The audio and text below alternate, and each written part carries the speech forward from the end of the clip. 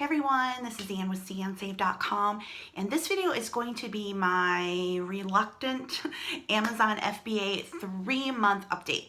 I say reluctant because I have gone back and forth about talking anymore about FBA on my channel. If you saw my 2-month update, my first 2 months on FBA, I will link that below if you haven't. I very honestly talked about how I was trying to figure everything out, the struggles. I had, had to invest quite a bit of money to get started, and I was kind of in the red on that. And initially I got a lot of really, really great comments. Those of you who watch my channel regularly gave me a lot of great advice. There was a lot of wonderful discussion going on. And then the trolls started coming. I ended up finding out, two different people told me, that there was an FBA Facebook group. I mean, there are a ton of groups on Facebook, so I don't know which one it was, but I guess there was a specific FBA Facebook group where they were talking about my video, trashing me, and sending people over to hate on me in the video because I was getting a ton of traffic and just random people coming on telling me I was stupid, I was an idiot, just going off on me so bad that I finally had to turn the comments off to be moderated so that I would have to approve them because I was just having to go in and just I don't need that. I don't allow negativity. If you want to call me stupid, whatever, go ahead. You're going to get blocked. Bye-bye. But it was getting to me because it was a lot in a short period of time, just all of a sudden, all this hate. So I was like, I'm never talking about FBA again on this channel, but I mentioned that in a video. Was it a sales update video or a haul video that I did, or a vlog? Anyway, I wasn't sure I was going to talk about it anymore, and so many of you said, please keep talking about it. Please, we want to hear the honest truth, and that's all I'm giving you. And yeah, so that is what I'm going to do in my 3-month update with FBA. Thus far, I don't have my exact numbers to give you, and there's a couple of reasons why. Number one, everything's kind of muddled at this point.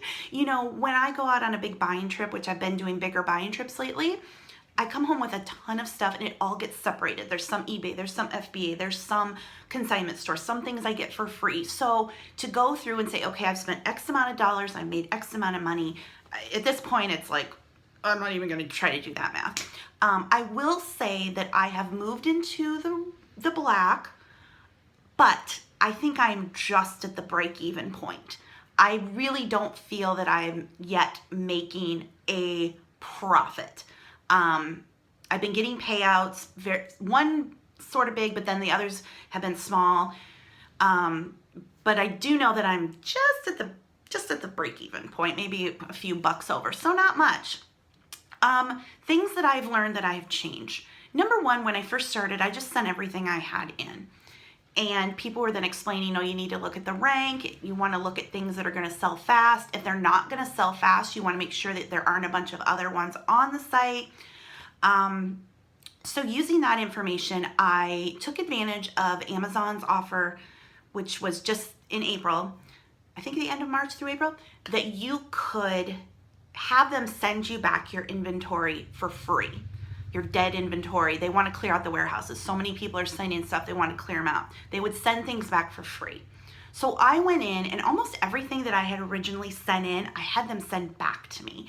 It's stuff that I can put on eBay or take to the consignment store and do better on that way, because it was, some things were like, I paid $2 for it, it's selling for $6. By the time Amazon takes their fees, I've made nothing. I've probably owed them money. So I've been getting a lot of stuff back. And then when it comes to sending in new stuff, I'm finally learning, okay, when I scan something and I look at what's on Amazon, if there are, pages and pages of FBA offers for it, I'm not going to send it in. Want to look for things where there's only 1, maybe 2 pages of FBA offers before I send in an item. So that's been helping me to narrow down what I'm going to send in. I'm not sending in things where there's 100 different copies available. It's not worth it. It's not going to sell. As far as having a low sales rank, low means like something's in the 20,000 as opposed to the 20 million. Going to sell faster. However, Max is sitting on my door and his tail is through the door. What I have been doing the past month is, instead of looking for items that have barcodes and whatnot, which I, if it's at a fill bag or whatnot, I'll get them. What I'm looking for is old media, books, cassettes, CDs, VHS that don't have barcodes, because the older stuff can still sell. That's another recommendation. A lot of people are saying, since I love books, look for the older books. The older books, there aren't as many out there. The people who scan barcodes don't get those things because they're only doing the barcode stuff. So I've been sending in more items that are older, more rare, that might take a little longer to sell, but there's not the competition online. Sometimes I'm the only one. So I've been learning that. My new rule is that I'm not going to send in anything that is going to sell for less than $10. If it doesn't sell for at least $10, I'm not sending it. It'll go on eBay or it'll go to the consignment store. So that has helped me, again, whittle down what I send in. Another thing I've been doing was commingling, because I didn't want to deal with the labeling. So I just was sending everything in and it was getting commingled, and everybody's like, no, my God, don't commingle, don't commingle. When I took advantage of Amazon sending me back that inventory, I got back all the stuff that had been commingled, because when you commingle, your item gets piled in with someone else's, and their item could get sent, and suddenly it doesn't look the same as yours. The condition is different, so that can be very dangerous. I think one thing I did send in, maybe two, a CD and then some cleats, had been commingled, and the packaging got messed up. So I got back everything that was commingled. I'm now labeling my own products. I have a laser jet, and the labels are cheap, so I can just print those out. I wait until I have, 30, what do you get on a sheet? 30 labels? 30 labels or 33? Anyway, I wait till I have that many so I can get a whole sheet of labels, box them up and send them off. I'm also shipping to one warehouse, which does cost more. I'm saving money now that I'm doing my own labeling, but I do have that cost of shipping to one warehouse. But to be honest, that is so much easier, and I personally feel cost effective, because I'm not spending all this shipping to ship to all these warehouses. I can just ship it to one. So to me, the cost savings in that pretty much equals out the fees I have to pay for them to then divide everything out. So I've gotten much smarter about the items I'm sending in. I am no longer commingling. I'm labeling my own products, and I'm shipping to one or two warehouses, because they still do break everything up. Like media will go in one, but if you have anything else, toys, whatnot, that'll still go separately. So that has been helping a lot. So as I sit now, I feel much, much better about it. Going through that first, 3-month process of really figuring everything out. I'm looking for older media. I am making sure that there is actually very little to no competition for what I have on FBA, because if there is, it's not going to be worth it. I'm sticking to a higher dollar amount. Doing my own labeling, it's definitely making a difference, and I'm having 1 to 2 sales a day. I have a bunch more to send in that I need to get done maybe this weekend. And it's just my goal to build that inventory up so that eventually you have enough there that you're getting the steady sales. I make plenty of money doing other things. I don't need to do FBA, but I want to do it, number one, because I do have access to a lot of really cheap media. When you fill bag sales, or sometimes things are free. If I can get them, why not? I'm interested in how it works. I love books. It's kind of like, save the books. I can save the books this way. And to build it up so that it can kind of become a passive income, that every 2 weeks I can get a decent sized check deposited for me, and it was, list it, send it off, forget it. I never have to deal with it again. So that's really where I am right now. I'm feeling a lot better than I was after 2 months. Still not making the big bucks, but very hopeful and much more confident now that the money will eventually come. And with every shipment and everything I do, I learn something else. People are like, you should have taken this course, you should have done that.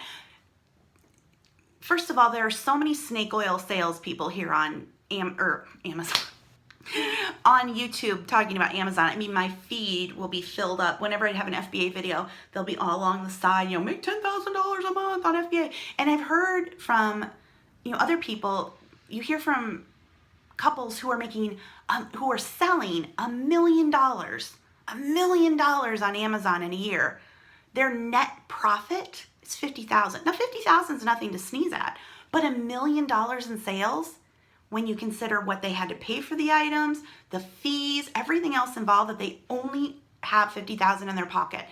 That is not a good business model to me. And I've said this before, because when it comes to retail arbitrage, unless you've got boatloads of cash on you, you're having to charge stuff. I would never say, hey, go out to Walmart and fill carts full of stuff, put it on your credit card, pay to send it into Amazon, and hope it sells by 30 days so you can pay off your credit card. That was kind of my business model when I had my gift business. It was order product, charge it, sell it, pay off the charge, order more. I had a big sales number, but when it actually came down to what I was making, it wasn't very impressive at all compared to what I can make selling on eBay. eBay is still where it's at for me when it comes to high profit margins, because it's one thing to find something to sell, it's another to find something to sell for a large profit, and that's what I'm doing. You know, I'm looking at a keyboard that I picked up here for $750 in estate sale. I just listed it for $60. You know, that kind of stuff doesn't happen with Amazon on a consistent basis, but it happens all the time for eBay, at least being able to buy something for $25 and sell it for $10.